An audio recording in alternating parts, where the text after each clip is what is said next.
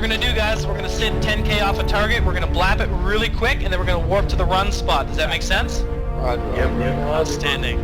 Okay, stand by. So hey guys, here's the deal. They got their Prophecy fleet up, and then Razor also has an Oracle fleet. So we should have some interesting stuff about to happen. So it's going to be like this. We're going to portal through, and at the same time, the triage carriers are going to jump. Just the triage carriers at first. Everyone clear? Let me see. Oh crap. I think... Will we be able to take on Guardians? Yeah, they got 4 Guardians. I don't think we should do this. we can do this. Don't worry about that. Now we're going to fucking play some fun games. My heart's racing. Relax. All wings align. Primary is the Dominics in 5, 4, 3, 2. Decloak, decloak, decloak. Torpedoes on the Dominics. Dominics, Dominics. Orbit on me, micro warp drives on. We're moving. Secondaries, Vipers, and the Omen. He's in structure. Take him down. Nude, that revelation out now. All newts on the rev. Turn out towards that Guardian now.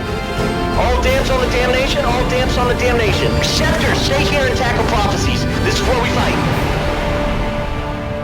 Alright. So I'm carrying 100 times more than my ship is worth. There were some pirates chasing me. There's one guy chasing me through like 5 different systems. I need to get the fuck out of this system. This little rock right here is worth about 166 million ISK. For some people this might not be a big deal, but for me, it's huge. Seller 4.2, pretty nice. Gonna produce 4 of them, 2 days, 19 hours, 11 minutes, 44 seconds. We can expect to make 8 to 10 million around there. 51 out of 56 grid? Okay, good. And we've got 5 modules to fit in here. The ship's speed is actually pretty good. It can hit 4K a second. We're gonna hurt that now by adding on some armor buffer. Up success. Yeah. Thanks, dudes. Yay, Sovereign's so much fun. Oh yeah, such fun. It's almost done now. Like less than a week. Oh look. Whoa. Okay, good. Oh, Whoa. shit.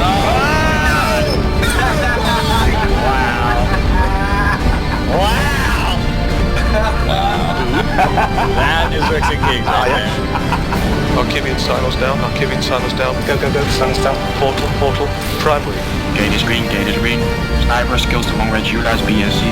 Aggregates idle and green, come on. Oh shit, how do I warp to something? E-War Jones. All E-War Jones on Scott. Where are you decloaking? Patch, so will be the secondary. Oh my god, that's a Titan! Holy shit! Do not engage. Let's go, get those fucking bombs out. Red group fire, gold group stand by. Come on, boys. Come on, come on, come on, yeah! Yeah! Fucking sweet.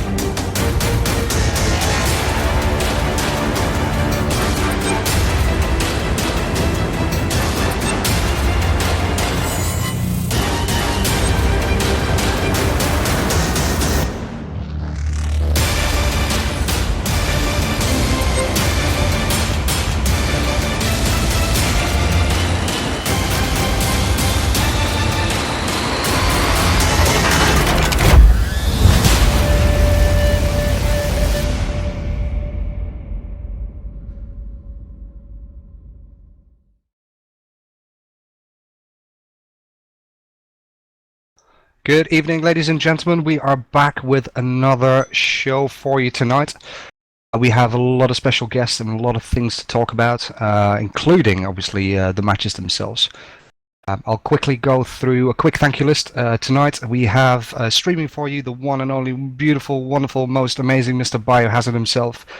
Your host this evening, again, is Sir Squeebles. Waiting for you tonight. We have Chesser, we have Elise Randolph, we have Apothny, we have special guest commentator CCP Guard.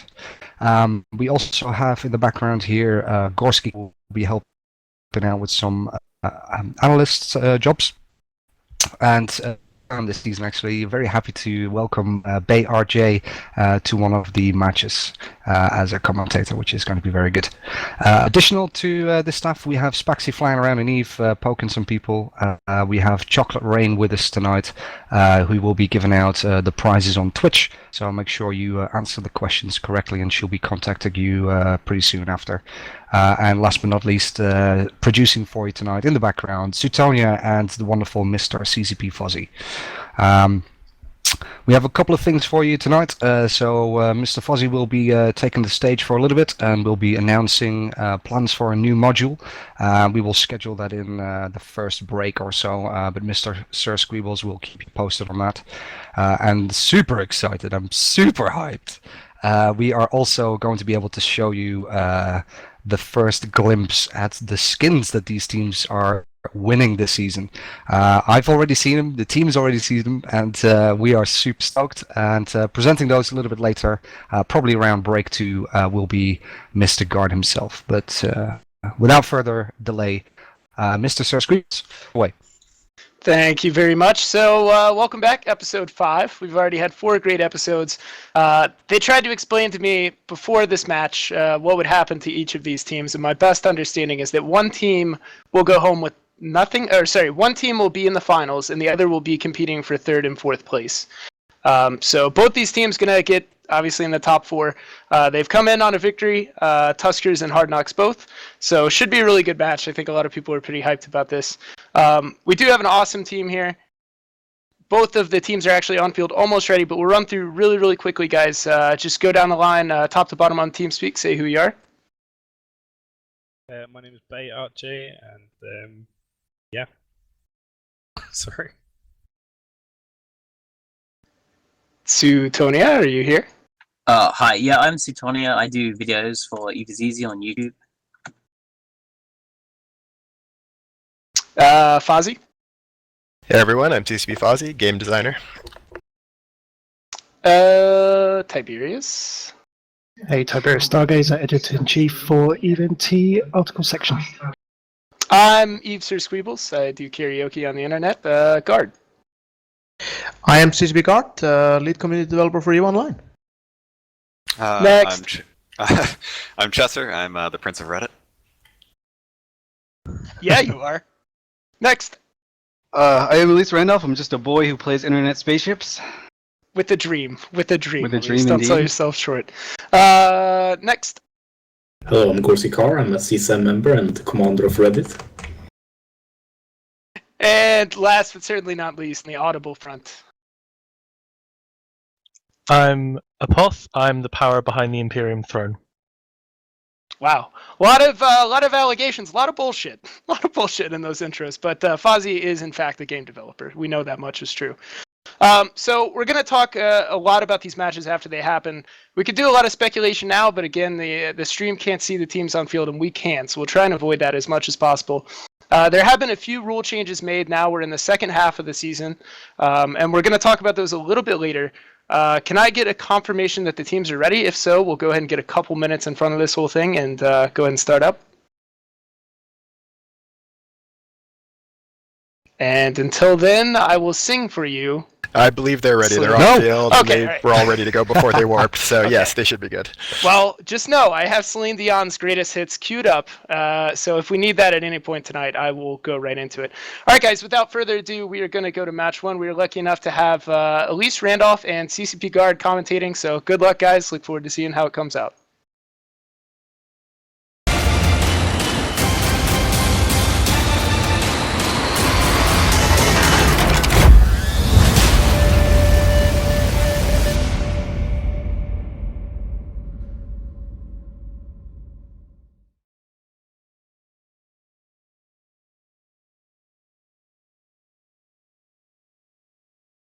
Alright guys, welcome to EVNT Collides. I am Elise Randolph, joined by the one and only CCP Guard, and this is the first match of the day between these two teams, both victors in the EVNT Collides tournament, and so this should be a really good match. Let's see, I'll introduce Tuskers. You'll see them as the blue team. They've got an Orthrus, two Osprey or double Orthrus, double Osprey Navy issue, and a carries for control. And Guard, why don't you tell us about the Hard Knocks team in red? The Hard Knocks team is showing up in force. They have an Osprey Navy issue. They have an Orthrus. They have a Karis. Yeah, they actually do. I introduced the Tuskers team. I think I might have said Hard Knocks, but yeah. So Guard is right. We've got the match starting in 3 seconds. We should talk about the Tuskers came in at range, and as did the Hard Knocks team, but they're kind of at acute angles, so they're really close to one another. Something that the Orthrus team in blue, the Tuskers team, do not want at all. And let's see what happens. We've got some EC drones coming out from the Hard Knocks team, which infuriate probably everyone here. And there's also EC drones from the Tuskers team. So there's like 100 EC drones on field right now. This will just be a match of nobody getting killed. Yeah. Well, except for the Guardian. The Guardian of Tuskers, sorry. The Guardian of Hard Knocks is getting completely crushed by this Tuskers team. But Tuskers have gotten one of their Orthruses caught. Looks like Lysis or maybe Sarek Minotaur might have caught one of the Tuskers Orthruses, which is definitely not good. But if they can win this trade of one Orthrus for the Guardian, then they will be sitting pretty. Okay, Wolf is actually like repping completely right now. This is really good news. And he is not tackled at all anymore, so he's just taking damage from this Typhoon. And as soon as the Typhoon has to reload, that syncs up perfectly with his ASB himself. And boom! First blood goes to Tuskers. They kill the Guardian. This is a huge turn of events. When a logistic goes down this quickly, it's not a good sign for the owner of that ship. Absolutely, indeed. And it looks like Wolf in the Orthrus on the Tuskers team is doing perfectly fine now. He hit his ASB reload right when the Typhoon for Hard Knocks had to do a rapid heavy reload. So he's just sitting pretty. Suleiman is now taking a little bit of damage in his Osprey Navy issue, but I'm sure he's going to run up with the same ASB reload thing. So he should be fine too. And oh my goodness, this is pretty good. As you can see, there's... Wow. Okay, Suleiman is taking damage. He is not sitting pretty. He's trying to do some cheeky baiting, but it's not working too great. That's a lot of damage he's taking. Let's see if he can survive it. Meanwhile, that's a lot of damage. Yeah, the Orthruses finally get a reload cycle off and kill one of the Punisher. Lysis is the only Punisher remaining for the Hard Knocks side. And Suleiman goes down. All right, okay, so Hard Knocks gets some blood back. That's good. Or Tuskers get some blood back. That's great. That's great. And let's see, Lysis, the self-appointed king of Corazor, or rather the prince of Corazor, I think he calls himself. He's the champion for the House of Corazor. He is going down, not making anyone happy there, and he is down. Tuskers just kiting all over the field right now. Do you think this is like one of their strongest setups that they're flying right now, or is this just like a good piloting skill? Well, the piloting skills are undoubted. They are doing business. Nice. They are definitely getting business done. I would agree with that. And you can see everyone's kind of hitting a reload cycle right now, so it's a little bit of a dull time. Which one of these ships do you think is the best looking? I mean, it's a pretty shallow question to ask, but we are waiting for a little bit of nothingness to happen. Yeah, the best looking ship on the field to me is the Typhoon, but you know, many people will disagree, but I love it. It is that just trash can chic, which I mean, all the kids are crazy about these days. And I'm sure that's a thing. It might look good in a new skin, so maybe we'll have something to say about that later. This Typhoon is probably not very happy with his life right now, however, because he's got about 15 EC300s surrounding him. Yep. It looks like he's struggling to lock anything. There's also a Karis on field that is completely untouched. So even when he does get a lock, it's going to take him probably 30 seconds to lock anything. And, I mean, if you guys have ever played on TQ, you know that these EC300s, when they're against you, one of them will basically jam you forever. All right, so Wolf, as I say this, Wolf starts taking damage. Yeah, would it make me look like a fool, Wolf? Let's see, Hoodie Mafia's Brutix is being completely controlled right now. I mean, you have to assume it's there basically only for the links, and it really can't compete with this strong kiting team that the Tuskers have fielded. And of course, once you win with a team, you can't take it again. So we won't be seeing, by all accounts, we probably won't be seeing this Orthros team again. Do you think? Interesting stuff. Who do you think is going down next? It looks like this Typhoon is just slowly getting chunked away, chunked away. But do you think the Hard Knocks team took like I don't want to say a weak team, but like just kind of like a comfort team that they don't really care too much about, just to feel out their opponents? They might have been doing that, and well, may or may not have worked out for them. Yeah, I mean, in the last Collides season or match, we saw. I can't remember. I think it was the Volta team, the WeForm Voltron team. They lost their first match just because they wanted to take a weak setup early on, just to feel their opponents out. And I know their captain was saying that that's a tactic that they intentionally used. So I wonder if Tuskers, who's a really good team, are aware of this, or if they also took like a weak team. There's so many mind games going on in this format. Very it's risky, so crazy. very risky decision to make in a single elimination format. Oh my goodness! And there goes down the Typhoon. So it looks like Hoodie Mafia, they left the captain for last, so he has to watch. He's gonna get the ECM drone treatment right now. Look at all these EC300 just slowly moving their way over.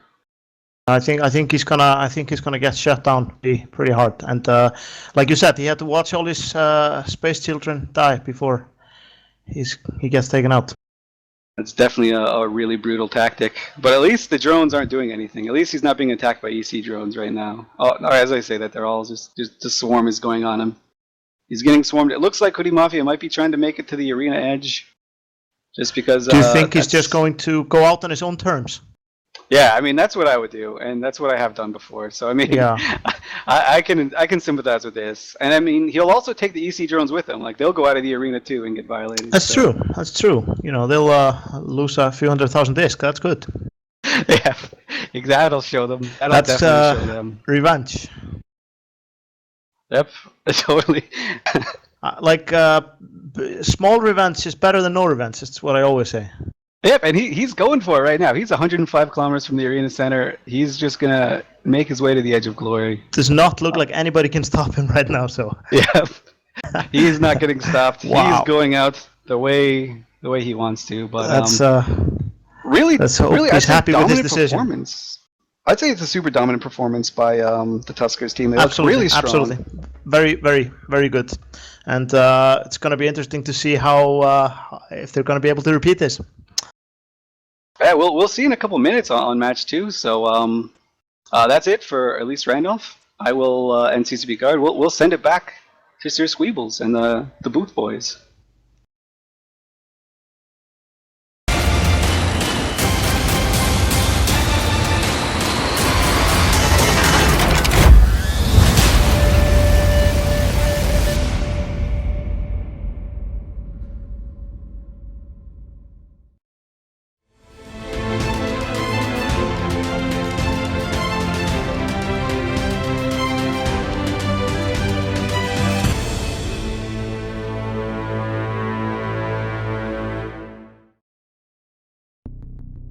The new high-performance Rig 500 headset from Plantronics is designed to match the skills of an aspiring esport player with the gear they need to win. The new modular system gives you the power to adapt, upgrade, and personalize your headset for the task at hand. The Rig 500 series of gaming headsets are engineered to deliver the perfect combination of durable lightweight comfort in an immersive audio environment. 7.1 surround sound and 24-bit audio provide a stunning 360-degree sound field with directional audio. 40mm drivers with low-frequency resonators provide crisp highs and boosted bass. Clear voice noise-canceling technology provides clear communication to your teammates. From the headset company that equips the pros, the 500 series was crafted to meet the needs of esports and competitive players around the world. The new Rig 500 series of headsets from Plantronics. Respect the training. Reactions win.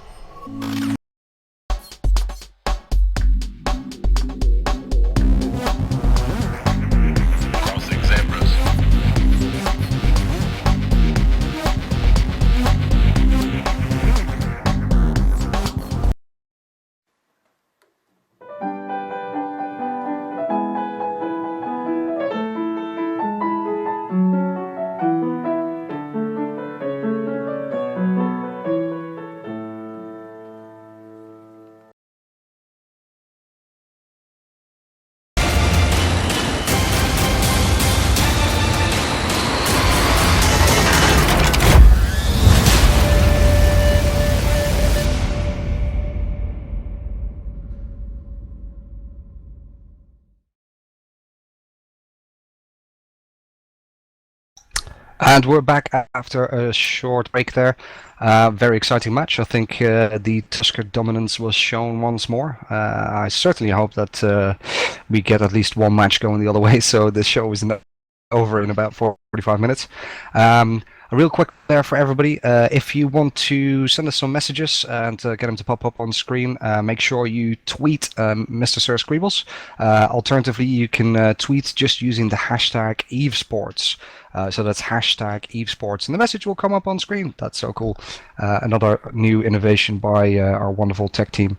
Indeed, we had a little hint there from Mr. Guard just now about the Typhoon. Oh god, I'm so excited. You gotta wait one more match and one more break and then we'll tell you all about it. So we'll get back to that. I'm also very much looking forward to the next match because I know Bay's style of commentating is going to be super psych. I can't wait. It's going to be good. But before I hand you over and give Mr. Scribble some time with Mr. Fuzzy to talk about this new module, super cool, we're going to give away a little bit of ISK on behalf of EveBet. So I'm going to ask you a question, and you need to put the correct answer in the Twitch channel just there. Rain will pick up the first 10 correct answers, and we'll send you 100 million ISK. The EveBet board website, but if you fail, just stick it on the raffles or something or whatever. So the question on break one will be the following. Get your typing fingers ready. What prize ship was given away second place team in the 8th Alliance tournament? A tough one there for you. What prize ship was given away for the second place team in the 8th Alliance tournament? It's not a number. It is the name of a ship. But it's a U2, by the way. So just type U2. Yeah, first person to type. There we go. Good lads. And with that, I'm going to hand over to Mr. Sir Scribbles. Go. All right, I'm Mr. Sir Squeebles. Great first match. Congratulations, Tuskers. Takes that one. For those of you who haven't been with us the rest of the season, first off, shame on you. Shame on each and every one of you. But second off, this is a best of 5 series. So potential still for 4 more matches to go. Tuskers looking really, really strong there. We talked quite a bit about how the rules affect this in terms of the limited number of comps that you're going to bring in, and we'll get to that. But obviously there's an elephant in the room, which is a new module. And CCP Fozzy, you're going to talk about this new module in a second, but I wonder if you'd be kind enough to let me read the community's suggestions for what that module should be. That sounds amazing. Now, I want to remind you, Fozzy, as I'm sure you're aware, with how much clout you have, if any of these sound better than the module itself, we can reschedule the announcement if you want to make changes. We could also do both, potentially. Porque no los dos, Fozzy. I mean, all right, so a couple through here I think are a little bit weak. Mr. Hyde, who was kind enough to show up, suggested Tachyon Frigate Removal Laser Tech 2 level, which is interesting that we'd have a Tech 2 module with no metas. But I've seen some really good ones down through here, so just let me know if any of these are ones that we're going to see, and then we'll talk about the actual module. The first, which I would like to see, is a corpse tractor beam. That would be amazing. I actually really want to add a corpse launcher to the game. I've wanted to add that for a long time. I actually have a spiel that I give to other designers when I'm trying to convince them of it about how corpse inflation will eventually kill the game because there's there's a corpse faucet but no corpse sinks. Interesting. Definitely want to see that. Just make sure it's low on CPU because a lot of times, we have that extra high slot that we can't fit anything in. So, Gorski Carr, who's on the team, this seems a little self-serving, says maybe a mobile PvP inhibitor. I don't think that's a great fit for Eve, and he's also kind of cheating because that's not it. But he knows what the module is because the CS has been shown it already. So well, thank God he's known what it is for days. Yeah. All right, and this is probably my last suggestion. This is my favorite, I think, and I will read it verbatim. This one is from Seek of the Confederation of XX Pizza XX. He says, "The Rorqual gets an industry doomsday and is able to lock asteroids and blap the fuck out of them, I believe." That's actually not all that different than our actual plan for the Rorqual, but our actual plan for the Rorqual involves doing it through super-powered mining drones rather than through a Doomsday. But yes, that kind of thing would be very cool. We're planning on doing it without having it require a high slot.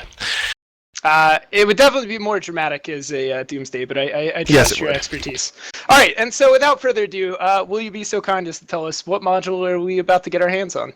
Yeah, so we've actually got a pretty set of module Tiericide coming in our March release. This is a module that's not coming out on Tuesday in the patch in February. It's coming out next month. At least that's the plan. Of course, it could get changed depending on feedback. But we're planning on this for March, along with a bunch of other module changes. It's a pretty big module Tiericide pass, a lot of which are being done partly because they coincide with work we're doing anyways to prepare for the expansion with the capital work. We're adding E-War resistance that capitals can use, and then eventually other ships can use as well. And so we had to re-implement a lot of E-War, so we've kind of gone back and had a lot of new opportunities to do cool things with fall-off, cool things with the resistance. And one of the cool things that we've been able to do now is we now have the ability to give fall-off to stasis webifiers. And it would be fall-off that works on a strength basis. So when you get further away from the target, the actual speed decrease of the stasis web gets weaker. And so what we're planning on is adding a new module that will be limited to only battleships and capital ships. That will be a super powerful, basically web, but with only 1 kilometer optimal and about 10 kilometers fall off. Gotcha. So it's the Heavy Stasis Grappler is the name we're currently planning for it.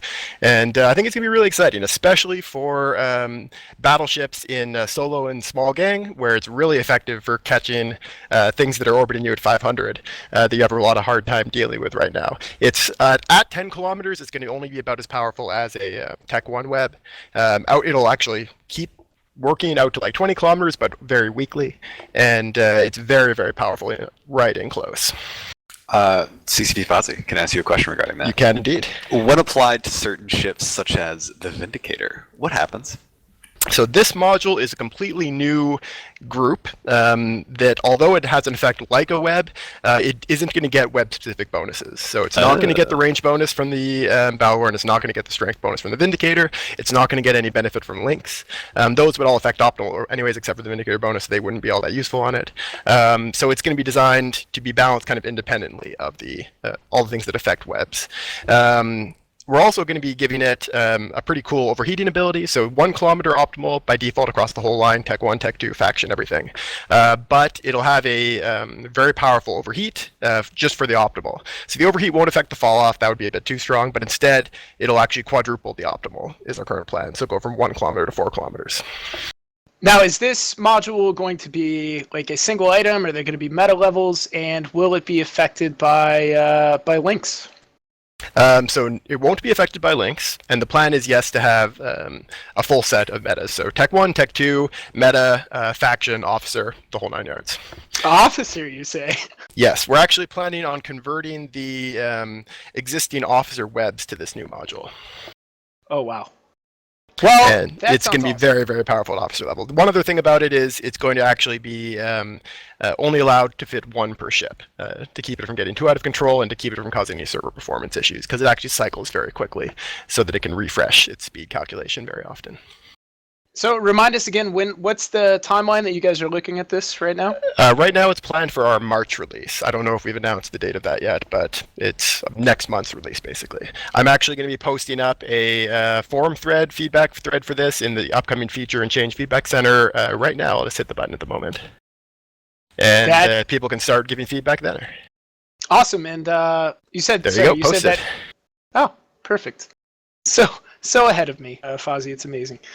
Well, that sounds amazing, and thank you for coming on and talking about that. I'm sure you'll get a lot of feedback and a lot of really dank memes in the forum thread, but also some feedback somewhere in there.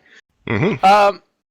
Obviously, that was Chesser that butted in without raising his hand. Chesser, this is not there. We have structure here. If you have a question, I'm sorry. You approach the bench. But anybody else have anything that they want to add to that? We're not too far off from our next match, so I would ask you to be brief so we have time to talk about match 1. Do you think it'll combat the Frigate Menace? No. Next question. I think it'll be a pretty powerful tool for combating the Frigate Menace. Oh, that was for Fozzie. Sorry, I got lost. Yeah, I mean, I was asking like just knowledgeable people in general. Yeah, that sounds great. I mean, there's a lot of chatter about the capability or lack thereof of solo battleships right now with a very small ship-centric PvP meta, certainly in low-sec. So that sounds awesome, and I look forward to watching Hyde lose many of them to hot drops. All right, we got to move right along so we can get caught up on these matches. Our teams needed a little bit of an extended break, so we're not in any huge rush, but there's a lot to talk about there from the first match. So, again, a lot of people have not seen the first half of the season. I think they've been thoroughly rebuked. But we saw something here that we've seen before in the Orthrus's light missile meta. The Osprey Navy issue, excuse me, was new. At least, do you just want to talk about why that Tuskers team is so strong? Yeah, sure. I mean, it was a bit of a kind of a hard counter, sort of, in terms of matches or matchups rather. The Orthruses and the Osprey Navy issues both had extra large ancillary shield boosters, and they were able to plink away at the Hard Knocks' logistics ship. Like they could just run away as far as they could go and just plink away at the logistics ship. And Hard Knocks had they didn't have a lot of damage, but they did have some durable tackle in form of the Punishers. But the Orthruses managed to get away long enough to avoid the Punishers because they go much faster. The Punishers are great, but they're slow. So the Orthruses were able to plink away, get their full load off, and between the double Orthrus, double Osprey Navy issue, they were able to kill the Hard Knocks Guardian in just one reload cycle. And since Hard Knocks only had one Typhoon, the reload time for the Typhoon's Rapid Heavies, which I believe is what they had, syncs up almost perfectly with the reload time for the Orthrus's extra large ancillary shield booster. So if you're the Orthrus pilot there, when you stop getting shot and you see no missiles in the air, you just instantly reload your ASB. And by the time that the guy shooting you gets his launches reloaded, you've also reloaded your revs. So a bit of an unfortunate matchup for the Hard Knocks team. And it's quite interesting that Tuskers, one of the teams they banned out, was essentially the mirror version that the Hard Knocks team had. The Hard Knocks team had a double Orthrus Onyx Caracal Carries team compared to the double Orthrus double Osprey Navy issue Carries team. So it's just funny to see how the teams react to the setups. And Tuskers really, I believe, highly valued this team or was kind of afraid of it. So they banned the Hard Knocks version of it. Yeah, and definitely, I mean, interesting that one team was allowed to bring these Orthrus and the RLML setup and the other one wasn't. Chester, you occasionally PvP on Tranquility, and the element of surprise definitely contributes to what you're doing. In this format, for people not familiar, the teams are allowed to choose 7 compositions. They have to submit those beforehand. Those are publicly available. You can see them on evetechint.uk and go to the team profiles under Nottingham Collides. Now they've won a match with a composition that we all agree I think is fairly strong. What happens from here? Are they out a comp that they might need later in the match, or was it a smart decision to play strong early? Personally, I think it's definitely a smart decision to play strong early to get your guaranteed wins as early as possible, because then you're going to put a lot of pressure on Hard Knocks to come back stronger, because if Hard Knocks drops round 2, then their back's really up against the wall, and you're going to be doing more and more desperate plays, maybe getting a little bit more rushed, morale getting lower. So I think starting off on a really strong foot with a composition, with this double Orthrus, double Osprey NIs, lets you do. I think it's a smart play. Tuskers are extremely, extremely good pilots, and their compositions that they've brought to the table against Hard Knocks shows the depth that they have. Every single one of their comps looks scary good, and if I was Tuskers, I think I would play it exactly the way that they're playing it now, which is strong from the word go and just crush them in 3. We mentioned earlier that there were some rule changes made. Bay, can you just really quickly go through what the on paper rule changes were? Yeah, so the first 4 matches, i.e. the quarterfinals, were played using the same rules. In between those and the semi-finals starting, there were some new ships released into the game. We wanted to give the teams an opportunity to use those in the tournament if they wanted, because obviously part of Collides is trying to keep esports running throughout the year in between the Alliance tournament. So it gives teams that are taking part a chance to kind of get a little bit of grapple with the new ships. So the changes are the Navy Electronic Warfare frigates were brought in 4 points, Tech 2 Logi frigates with 3 points, Commander Strutos with 6. We lowered the points values of the other logistics cruisers because of the changes to Optimal and Falloff, and we limited Heavy Incidentals only having 1 warp field disruption generator, so they couldn't scram everyone on grid, basically. So yeah, there's a few little changes here, but they haven't really affected the meta too much. And we talked a little bit about this before. Teams are now queuing up, so we're only a few minutes off from match 2 in this best of 5 series between Tuskers and Hard Knocks. But Suetonia, do any of those rule changes stand out to you as being really important to people that have watched the first 4 and now might see something different? No, I think the new Command Destroyers, even though we're not actually seeing any here, gives a lot cheaper links to some setups. Also, the cheaper logistics also makes them able to be in some bigger setups too. So we could see like more battleships with links or with logistics figures. Actually, the Tech 2 logistic figure for 3 points, even though we're also not seeing them, is also very, very efficient for the point cost. Tiberius, I wonder the kite meta that Tuskers fielded there that worked out really well for them. It's something we see obviously a lot of on Tranquility. Is kiting just as effective even in a contained tournament environment like this, or is it a riskier choice to kite in a closed area? And he's dead. We'll miss him dearly. How about, I know Apotny's having some connection issues. Guard, what do you think? I mean, can you come into a tiny little bubble like this and kite effectively, or is it a bit of a gamble? It is risky, but hey, risk is fun. Fun, if not effective. They were very effective there, but it seems like it'd be really troublesome. Elise, how intimidating is that arena boundary? It's pretty spooky when you realize it's there. When you don't really realize it's there, it can just kind of sneak up on you, though. And yeah, I mean, it's tricky. It's tricky. The PL teams have historically lost a few ships to the boundaries. In Neo, we actually lost our whole team basically to the boundaries because they were like, I was like, "Yo, go get on my 6," and I just took everyone out the arena. But it's a really effective tactic, I think. Sorry, I was typing there and I only have 2 hands.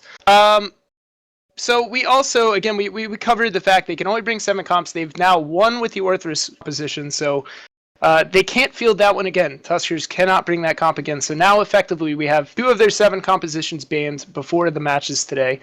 1 that they've succeeded with and then can't field again. So now they have 4 compositions. Tuskers no strangers to the tournament and really min-max PvP. I think they look like they're in a fairly good position, but Chesser, how much does the tournament experience that these pilots are bringing affect what they're doing here, even if this is a different tournament format to what they've done before?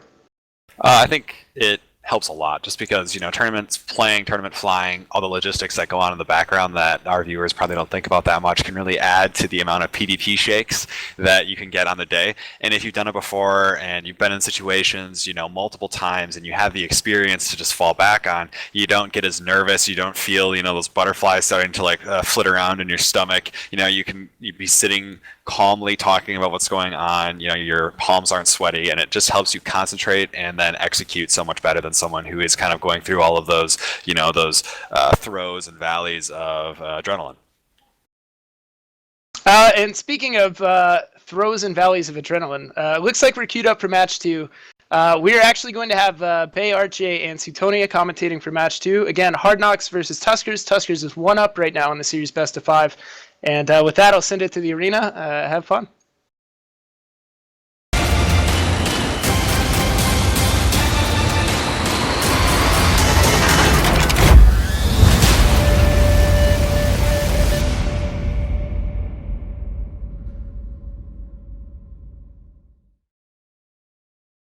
Hello, I'm Suetonia, and I'll introduce the Hard Knocks team for you. We just talked about the Command Destroyers, and the other team has them, but Hard Knocks has Sleipnir, Scimitar, Garma, and 2 Sveeples. Yep, and in the blue corner we have the Tuskers, and they've gone for a Widow, a Basilisk, 2 Storks, and a Hawk. I'm really interested to see how these Storks run. It does look. I'm just I'm guessing that those Storks have both got a command link each, which would be interesting. Yeah, they do have light missiles as well.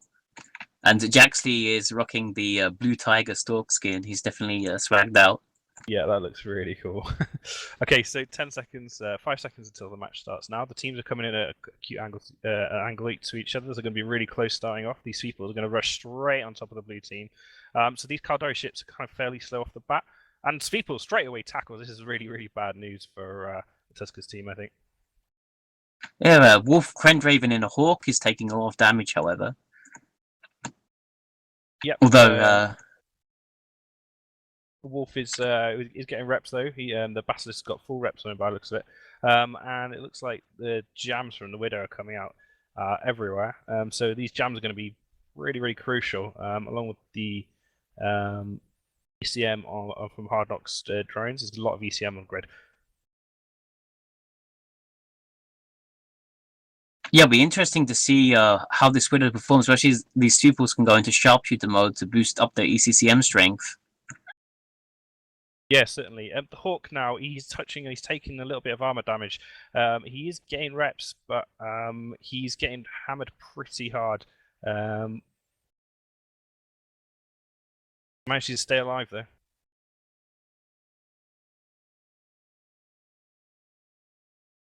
Yeah, the Garma's sort of kiting off. It looks like he did take some damage for some reason, but he stopped taking damage now. Just got reps. Yeah, I got totally confused then, as I saw some new drones come out onto the field. It looks like the Tuskers Basilisk is accidentally repping the Hard Knock Scimitar, which is quite interesting. I think he meant to put his drones on the Hawk, but that's not happening. So Lysis in the Sveeple now is taking a little bit of damage. There's a lot of basically reps and E-War going this way and that. It's a little bit of a stalemate at the moment. With the tackle all pinning each other down, and the biggest ships, the Garma on the Scimitar on one side off to this one side, and the Widow and the Basilisk the other. So I think we're just waiting for a successful ECM jam or fail rather to flip the match. Oh, and the Hawk is actually taking a lot of damage now. His instructor, he's gone. Oh. Wolf Krendraven is down. Yeah, Wolf's down. That leaves Tuskers with only 4 ships left. So they've got 2 Stalks, which are particularly tanky, Basilisk and Widow. But look at that Stalk now. He's getting absolutely hammered, but that's fine because the Basilisk has caught him already. He's on the ball. But I'm really, really struggling to see how Tuskers going to get any damage here. They've got. Whoa, Anuka's actually taking a lot of damage here. Like, he's going down a lot faster than I thought he would. Yeah, definitely. They've got they're a little bit bigger than a frigate, obviously. So they're going to be easier to hit with these. Lysis is getting pretty low though. Maybe yeah. I think they got a jam on the Scimitar. He's not repping. Ah, that's right. Oh, there we go. Lysis. So Sveeple down. So Tuskers are slightly ahead on points now, but it could go either way. I think. I'm surprised about how much damage that Sveeple took.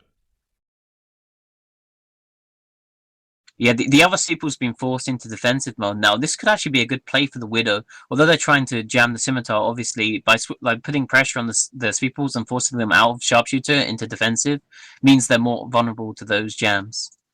And it looks like the Scimitar's still jammed because Anivia is going down. Oh, he's just got reps now. He has caught reps, you're right. And interesting kind of pro-choice here. Tuskers are actually using damp drones on that Scimitar. So they're kind of using a combination that is quite popular by the kind of pro kind of top tier tournament teams, where they combine E-War jams with damps to maximize their effectiveness. Yeah, once they get a jam on, the scan resolution effect of those drones will mean that once he's no longer jammed, it will then take much longer for him to relock the target. Yeah, absolutely. A lot have been cleared now. I think a lot of this match is going on for quite some time, and a lot of the DPS on the grid is actually going towards the drones. There's barely any drones left at all on the grid now. So the E-War drones, the jam drones, the logistics drones have been stabilizing the teams as so far. The Anivia and the Sveeple are now taking damage. Oh, the Basilisk caught.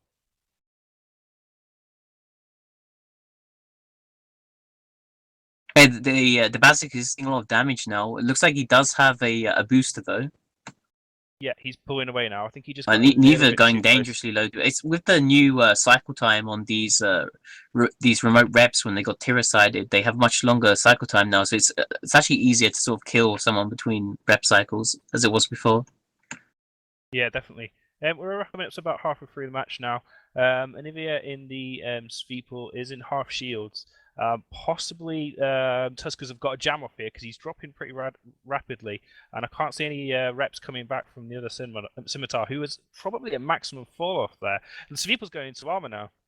Oh, the Scimitar's kind of running away. I'm not sure what he's doing. Maybe he's trying to position himself outside the ECM range of the Widow because it does not get an optimal bonus to ECM, so it might actually be more effective for him to like sit at 60k or something. Yeah, I think you're absolutely right because the Widow's actually kind of chasing him into the kind of brawling area in the middle there, which could be interesting if Hard Knocks decide to switch and go for the Widow. I don't know how tanky it's going to be. I'm just going to try and scan it now to see how many jams it's got. I can see at least 2. They're going to be bonused, obviously, and they probably have an E-War bonus on one of those stalks, I imagine. We have 5 minutes remaining now in local. Yep, it's a lot more exciting than it looks probably on screen. Just because this is like both teams are praying to the random number generator right now that they can get a jam or not get a jam, as the case may be, in order to kill something. Jaxley in the now dropping fairly rapidly. Nope, it's all right. Skylar's got his back. Yeah, losing that Sveeple may have prevented them from being able to break the stalk. Like Anuka was actually going down pretty hard when both the Sveeples were on the field, but now it seems like he, I guess with like something else is always going to be jammed, most likely like the Garma or something. They just don't have enough DPS to break him. Yeah. If this does go to time, then currently the Tuskers are winning by 2 points. Since Sveeple is 6 and the Hawk is 4, so they are slightly ahead.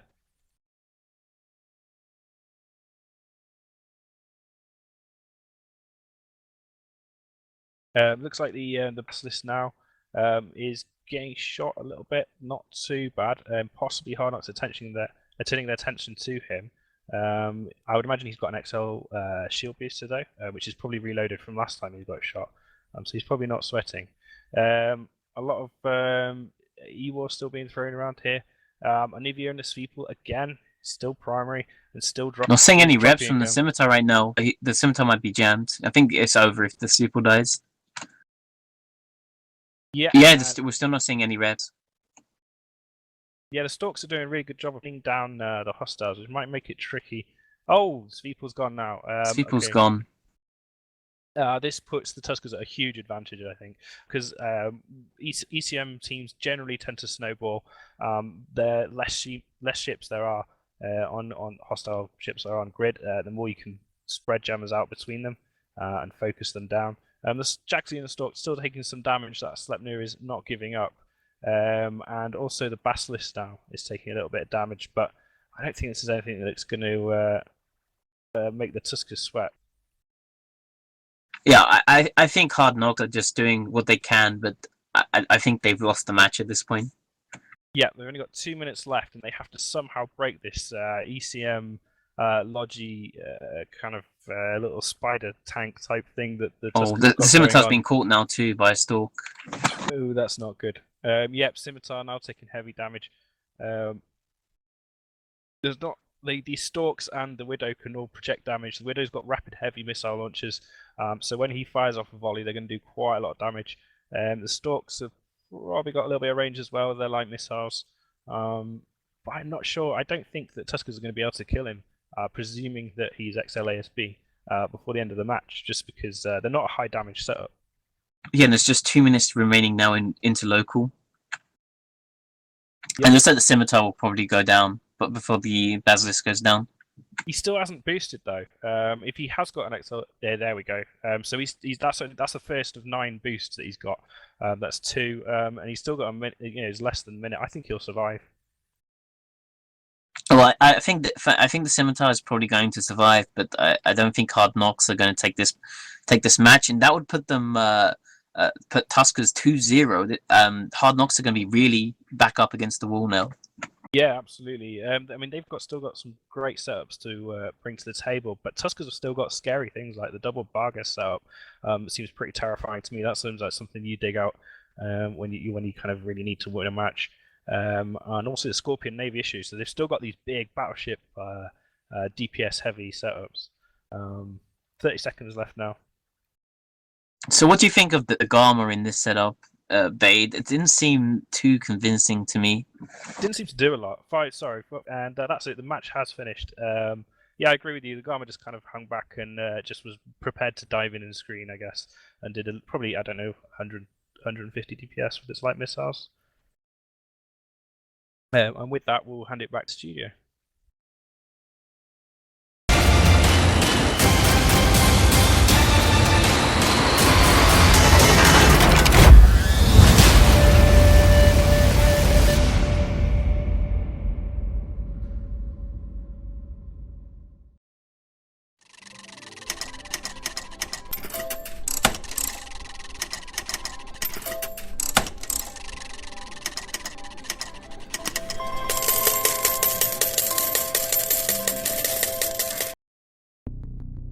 The new high-performance Rig 500 headset from Plantronics is designed to match the skills of an aspiring esport player with the gear they need to win. The new modular system gives you the power to adapt, upgrade, and personalize your headset for the task at hand. The Rig 500 series of gaming headsets are engineered to deliver the perfect combination of durable lightweight comfort in an immersive audio environment. 7.1 surround sound and 24-bit audio provide a stunning 360-degree sound field with directional audio. 40mm drivers with low-frequency resonators provide crisp highs and boosted bass. Clear voice noise-canceling technology provides clear communication to your teammates.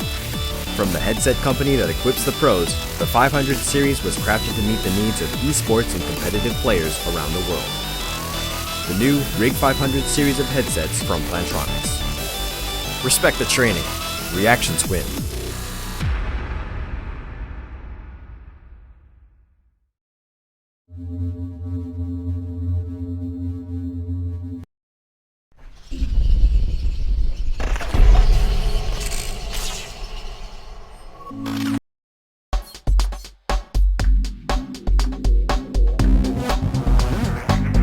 Crossing zebras.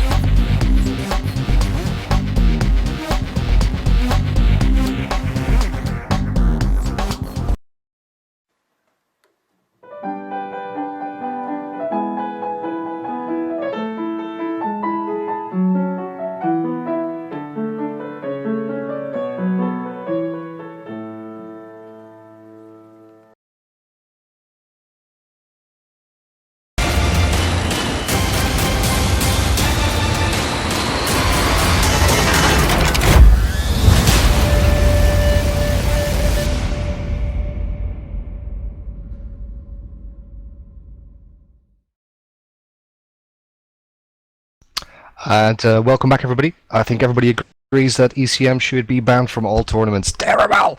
Good match, though. Again, Tuskers show their skill and dominance and theory crafting. Another good match by them. I really, really hope that he pulls some magic out of the bag and gives us a show that lasts a bit longer than 3 matches, which would be great. A couple of things we've got to go through real quick. I'm going to give you another chance of making some iskies. The matches are now on EveBet as well, so make sure you get the answers in quick. You'll get the prizes real quick, and you can spend that money straight away. So for the question, the answers can go in the Twitch chat. The question is going to be, and this is an easy one, what number event is the next event which is coming up in 2 weeks? So the correct answer, please, in the Twitch channel. What number? So which episode of the live version of event is coming up at the end of this month? 42 is definitely not the right answer, but good going. I'm sure Squeebles will give us a chance to talk a little bit about some Eve meets coming up. There's a fair few coming up this month, actually, and obviously we have FanFest to talk about a little bit later as well. But super excited. We we have Mr. Guard here to talk and tell us a little bit about the skins, and I think Biohazard is going to be able to link us a little picture as well. So please, Mr. Guard, can you tell us a little bit about the skins, like corporation, how many prints, what it's all about? Tell us all about it. What do you know? Yeah, so this will be, as we promised before this this whole thing kicked off, this will be a limited edition skins, a set of skins, and we are starting off a new skin line from the Independent Gaming Commission. So these skins will be, this skin will be on the Typhoon, and they will be limited edition, so that like we won't make another batch of skins for the Typhoon, but a similar looking set of skins will then go out for different ships in the future. But for now, the only owners of these skins and the only Typhoon owners forever will be the winners here. So. Amazing. That's some exciting stuff right there. Biohazard, you've linked a picture there for us. We also have Tiberius Stargazer, who is our editor-in-chief for the that we post on our website, and he will be putting up a post very shortly, so you can have a look at it a little bit better and download the picture and make it your screensaver, like some of us have already. Yeah, that's absolutely great, and an absolutely amazing contribution by CCP, making this whole tournament possible, really, and has been the key to getting some of the top tier teams signed up and actually participating in this. So, much gratitude, and we're very happy. It's our pleasure. We love to see the enthusiasm and the hard work that goes into making something like this, and like we wanted to try to up the game a little bit, and just raise people's attention to the seriousness of all this spaceship business. So yeah, we're very, very happy about this skin and that we're able to contribute like this. That's amazing. Thank you so much. And yeah, I'll buy you a beer at FanFest. I do know that you're a little bit tight on schedule tonight, so if you have to bail after this break, then feel free to do so. And I'm sure everybody's very much appreciative of you showing up tonight and telling us all about this amazing news. But with that, I think we're going to go to some analysis. Mr. Squeebles, are you ready? I'm always ready. I'm never not ready. Guard, did you say you're going to FanFest? Yeah, I'm thinking of taking a trip to FanFest. Why not? It's just across the street, so Right, yeah. Iceland's a beautiful country. Definitely worth seeing. That's great. I'm also going to FanFest, so maybe we can go to FanFest at the same time. We can meet up and have a beer. I think we should definitely do that. And FanFest this year is going to be absolutely fantastic. Like, obviously, I can't tell you everything that's going to happen at FanFest. Some things are still secret, but I can definitely guarantee that you will not regret going to FanFest. And there's already a ton of reasons to go. The Permaband is going to do a big party within the party at the top of the world and just basically drive everything off a cliff of insanity. It's going to be great. Then we're gonna have some FanFest beers. We're gonna have all kinds of cool things happening. It's really great. And the Alliance attendance competition is in full swing. So any Alliance with more than 10 attendees will be eligible for a raffle of all kinds of really cool prizes. So you can go to Eventbrite, if you already signed up for FanFest but didn't put in your Alliance, you can go back, log into Eventbrite, update your information with your Alliance, so your Alliance stands a chance of winning cool things at FanFest. That sounds awesome. Definitely, we heard this year is bringing 10 people. I think a lot of the people in this channel right now are going, and it's definitely a good time. So anybody who is thinking about going, go, absolutely go. And if you ever have any questions, you're welcome to tweet me, and there's a huge community of people that will be willing to help you make your way to FanFest with info. Absolutely, and you can contact me on Twitter as well if you have any questions. There you go. That's basically a personal invitation to Iceland from the Rockstar of CCP. So that's all you should need, folks. Go. All right. So that match had a lot. Guard, I know you're on limited time, but I do want to throw you a couple of questions if you're going to be around for a couple of minutes. No problem. First, I want to start off with something that was interesting. There was some enthusiasm expressed. Elise Randolph, we saw some drones out there. Not drones we see often. First, will you touch on what drones we saw in that match? And then second, will you touch on sort of drones in this tournament setting so far, very briefly? So the Tuskers, this was like a proper ECM team. In the first match, they had EC drones, EC300s, but in this match, the Widow actually had sensor dampening drones that he threw on the Hard Knocks Scimitar. And just sensor dampening drones are completely insane to see. They're completely wild stuff, and it was very unexpected to say the least. But it totally worked. Yeah, I mean it's a very effective tactic if you can damp the ship enough so that he can't help his friends. That seems like the plan. The drones in general, though, obviously we did see a lot of ECM drones. We didn't cover that after match 1, but ECM drones not affected by any drone rules yet, but there are some other drones that are affected. Chester, you want to, Tony, you want to talk really quickly about what drones are allowed, which drones are disallowed? Oh, Tech 2 combat drones are not allowed, and that includes like sentry drones, heavy drones, etc. But ECM drones obviously are allowed. What about logistics drones? Logistics drones are allowed too. Tech 1 and Tech 2, I believe, correct? Yes, that's correct. Gotcha. I've not read through the rule document in full because I'm not competing, and I enjoy looking at the skins, even if I can't own one, so that's my prize. A lot of other things going on there with ECM. One man who would love to talk about ECM, I'm sure, is Chesser. What ECM has an interesting place in a tournament setting. It's a huge topic, but what role did it play here? And do you think it was a gamble for them to field this team centered around a Widow? So I have to say, props to Tuskers that they brought out the first successful ECM team that we've really seen used here at EVT Collides, which is pretty awesome. But I think that their use of the specific Widow comp against the Minmatar Rush team that we saw is epic, just because the Minmatar Rush team is really low on sensor strength. And while, yes, Zipples can switch to, the sharpshooter mode and get a high ECM resistance, if they do that, they lose all of their ability to tank anything, so it's really not an option.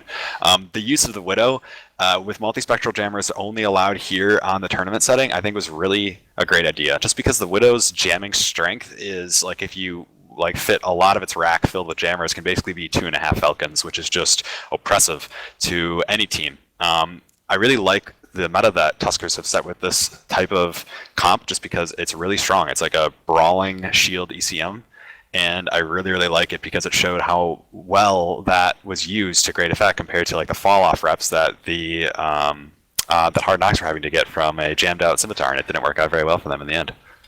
Yeah, we had some good work in on that Scimitar. Not a whole lot of reps coming out, and again, not a whole lot he could do about that. I think there's a lot of good speculation in the commentating section of that, as far as him trying to get out of the Widow optimal and still apply follow-off reps, but definitely a tough break for him. Speaking of tough breaks, the difference between good decision and bad luck, or a bad decision and bad luck, I should say. Fozzie, we saw some Logi drones on the field that maybe weren't repping the thing that they were supposed to rep, or even the team that they were supposed to rep. The tournament, though, is a unique scenario in terms of EVE. It is kind of lightning in a bottle. How frequently do you and we as a whole see mistakes made by really talented pilots just because of the pressure of a tournament setting? Oh, it's incredibly common. I mean, this is one of the highest pressure things you can do in EVE, and even for the best pilots, they can still make mistakes. They can fly into the arena, they can put drones on the wrong target, they can warp in at the wrong range and get teleported to zero. There's all these kind of mistakes that we see very commonly, and we do our best to try to set up the rules so that the really crushing ones don't happen as often, and it has a little bit of leeway, but yeah, it's gonna always happen with something like this because it's so stressful. You get the best PvP shakes in the tournament.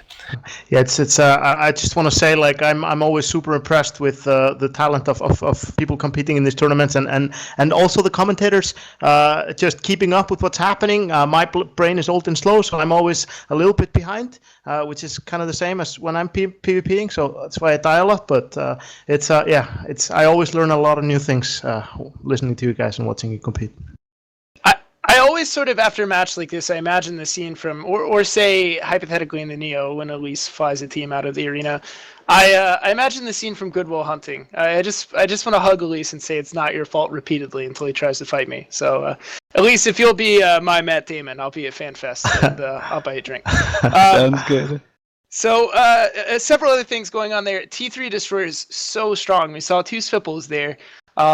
They're a real powerhouse in this tournament. And again, you can only use a single ship type in one composition. So if those Svipples had succeeded, they couldn't have brought them again. So I would consider them to be a really, really strong ship and gives you some leverage as far as the support fight goes.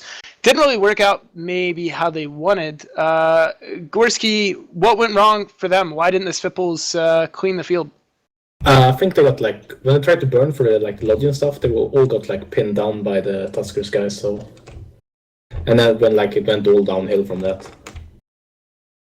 Yeah, I mean, definitely a good job by the commentators. Really good job by the commentators, seeing where the tackle was, the positioning of the fight. The support wings of the two teams came in a little bit close, and the commentators called it perfectly right, in that one of those Svipples was screened off almost immediately, and the other one I don't think made it much further. There was also a difference between the two teams in that one team fielded more traditional links on a battlecruiser-sized hull, and the other team brought a Stork. Does anybody know, was the Stork running links? Did we confirm they that? They were running links, yeah. Yeah, they're running information and shield harmonizer. So like the information links on top of the Widow, brutal. How do you know, Chester? How do you know these things? Ship scanner, mate. Oh well, why did Elise know that though? I just looked at it. I eyeballed it because I'm super good like that. I just knew. Gotcha. So Tony, talk just a little bit. What's the difference? Not only in the potency of the links per se, but what are you trading something away to fit links on that command destroyer? And if so, should they have brought a battlecruiser? Would it have been a better choice? Well, I think command destroyers are stronger. They're actually stronger than battlecruisers with links because they have a 10% bonus if you have command destroyers 5 to the link strength. That strength bonus is actually a lot stronger than it sounds. The 10% bonus. And also, command destroyers generally, they don't have to make too many trade-offs to fit the link, especially because the micro jump field generator module is banned in this format, and the link actually has very similar fitting requirements to the micro jump drive generator. So they tend to have like plenty of fitting space for it. And I think battle cruisers tend to make more sacrifices to fit the one link. Gotcha. So. Fozzie, I'll throw this onto you. You're on the Hard Knocks team right now, and your back is against the wall because again, there's a best of 5, and right now, Tuskers is up 2 matches. So this next match, if Tuskers take it, it's all over. Hard Knocks will continue in the tournament to compete for 3rd and 4th place, but still a tough spot to beat. You're talking about either being in the finals or being 3rd or 4th. What do you do? I mean, what are their options? They field one of the comps they fielded before. Do they go for a wild card? Where's their head at, you think? Honestly, I think that's going to be a pretty tough call. I'm actually having to deal with a miswarper right now, just doing a bit of teleporting. We were just talking about people making mistakes with the pressure, and we just had one of those happen, so we're letting the team here figure this out. Gotcha. And we're going to get him moved to, yeah, there you go. So these guys, this is, of course, up to the EVNT staff, and they've decided to be a bit more lenient, actually, than we usually do with the Alliance tournament. So instead of teleporting him to 0, we're going to move him to where he very obviously was trying to warp to. Gotcha. You're a kind soul, or I should say, the EVNT team is a collective kind soul. You're a monster, Fozzie. You would have taken him right to the middle, I'm sure. Oh yeah. So Chester, what about you? I mean, you obviously have tournament experience. What do you do when your first 2 attempts have failed? Do you think Hard Knocks was holding something back that they can fall back on now, or do you think they're going as hard as they can and they're kind of stuck? Their ploy at the Minmatar rush play was them not holding anything back and being completely caught off guards by Tuskers ready with the ECM team to completely counter it. I think that Hard Knocks is right now like pushed through the wall. They don't have their back up against the wall anymore, and this is just going to be kind of like the last hurrah. I think the Tuskers have had firm control over every single match so far, and I don't expect it to change. Well, again, this could be the final match, or we could see Hard Knocks pull a victory out here, in which case we'll continue on all the way up to the 4th match and hopefully a 5th match. We always love longer episodes. We're ready to go to the arena, is my understanding. CCP Guard, I think you're taking off, but thank you so much for joining us. A lot of exciting stuff going on, and we look forward to seeing you, hopefully in person, for most of us going to FanFest, but if not, around for other community events. Yeah, it's been an absolute honor. Good luck with the rest of the fights, and maybe Hard Knocks can pull off some magic. Yeah, we hope so too. But thanks for joining us. Without further ado, we are going to send it straight to the arena. Chester and Elise, take us on.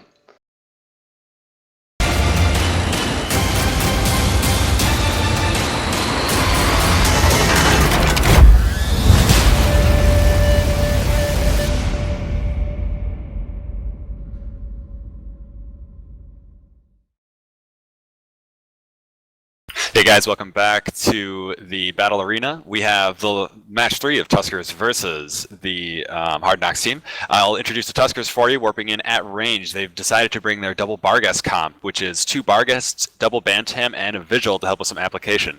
My co-host Elise will introduce Hard Knocks. What do they bring? All right, Hard Knocks you'll see in red. They're going for redemption through the Brutix Navy issue hull. So they've got double Brutix Navy issues, a Hecate, an Executor, and a Crucifier.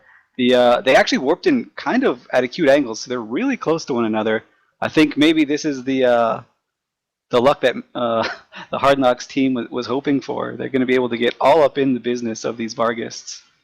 I think that's almost what the Barghest maybe have wanted, because they warped in really close at range with their support wing in the back. You know, I was looking at the Crucifier. Gorski Carr let me know they're actually running missile TDs, and I'm curious to know if an unscripted missile TD is going to be enough to stop the paints and most likely heavy tackle that the Barghests are bringing, of course, with their webs and possible smart bombs. Do you think that the Executor is going to be able to keep up any of like the Hecate or Crucifier with Vigil, even with the TDs, or no? I have a feeling the Barghests are going to start shooting the Executor straight off. That's sort of their game plan, and it's a very smart game plan that the Tuskers team has done before. And the match is underway right now. We see a bunch of EC300s being thrown out by the Hard Knocks team, and they are going directly onto a Barghest. Let's see if Barghests are burning straight for the Executor, who is burning into them, actually. This is scary right now. This is very scary. If this Executor gets nailed here by one of the Barghests... Oh, and he's just taking a ton of damage. You were right, Elise. They're going straight for that Executor. It's a smart play. Suleiman trapped down by a ton of DPS, though. How long do you think he can hold? Oh, I don't know. These Brutix Navy issues can do a lot of damage. And there's only 2 Bantams on the Tusker side. The 2 Bantams are actually super strong and efficient points-wise. But Hard Knocks are losing their Logi right now. It cannot stay alive. They are. It cannot move around at all. This Barghest of the Tuskers team is actually finally caught and scrammed by the Hecate, but I don't know if it's going to matter because this Executor is just getting dropped. And if he goes down before the Barghests enter their reload, because they are RHML Barghests, I think this match is over. It's completely over. This Vigil paint is just completely devastating. The Crucifier can't do anything. This Executor, and there it goes. Down. It is down. Oh my god, a commanding lead already from Tuskers. At this point, it's just cleanup. They're going to kill the Hecate and then just begin with the Brutix Navy issues completely. Oh my god, the Hecate just melted. Lice is just down. This is just done. Incredible play. Getting one of the Barghests. I don't understand personally, Elise, how a Barghest can get away from Brutix Navy issues to get closer to the Executors without one of them scramming at first. I'm really curious about that. Well, it's like really nimble and pancake shaped, so it can go like deceptively fast. Though Tuskers are losing a Bantam right now. That's really good for the Brutix team, for the Hard Knocks team. But certainly, if they had done that certainly quicker,